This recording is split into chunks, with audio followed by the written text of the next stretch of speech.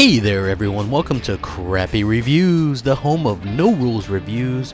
Now what's no rules reviews mean exactly? Well, it means whatever the hell I want it to mean. I don't adhere to any set professional standards. It's all raw on my own personal thoughts and opinions, and if you don't like it, don't watch. It's really simple, but there's always some moron who doesn't understand what optional content is. It's Thursday, which means it's time for another Throwback Thursday review. Today I'm reviewing Star Wars Jedi Starfighter for the PlayStation 2. We're kicking it old school with the space flying game that released 15 years ago. Can you believe it? 15 years ago. That's a long time. Honestly, Star Wars is big business these days, and Star Wars games have always been kind of hit or miss. Usually there's no in between. However, flying games are a bit of a niche thing due to the nature of the game itself. Not everyone wants to fly around in a spaceship, obviously. Now doing dogfights and things like that, that's not everybody's cup of tea. I get it. So this game obviously isn't going to be for everyone. Graphically, the game is dated, but it still looks pretty good considering it is a 15-year-old game that was made for the PlayStation 2.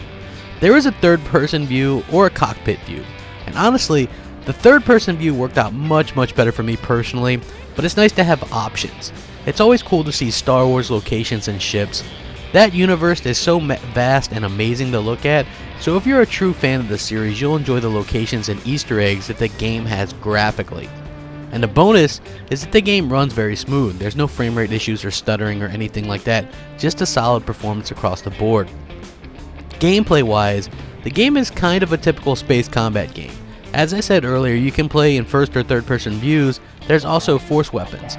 You hold down the button and release it at a certain point to activate it. This offers a bit of variety and differences to the game as opposed to some of the other space combat games that you've maybe played in the past. Playing in Star Wars vehicles that we've all come to know and love from the movies or shows is also something that's pretty damn cool. There's bonus missions you can unlock, and you can even do some co-op modes as well, mostly where the other player can control the guns. If you're not a fan of escort missions, you probably won't enjoy this game very much, as this game features quite a few missions where you'll be escorting something and you have to protect it as best as possible. The story is decent. If you know anything about me, you know that I'm all about those prequels, triggered alert, right?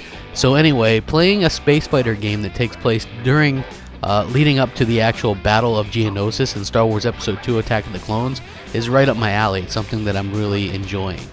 Some of the game you play as Jedi Master Adi Gala, and the story revolves around trying to stop the Trade Federation from creating a powerful weapon.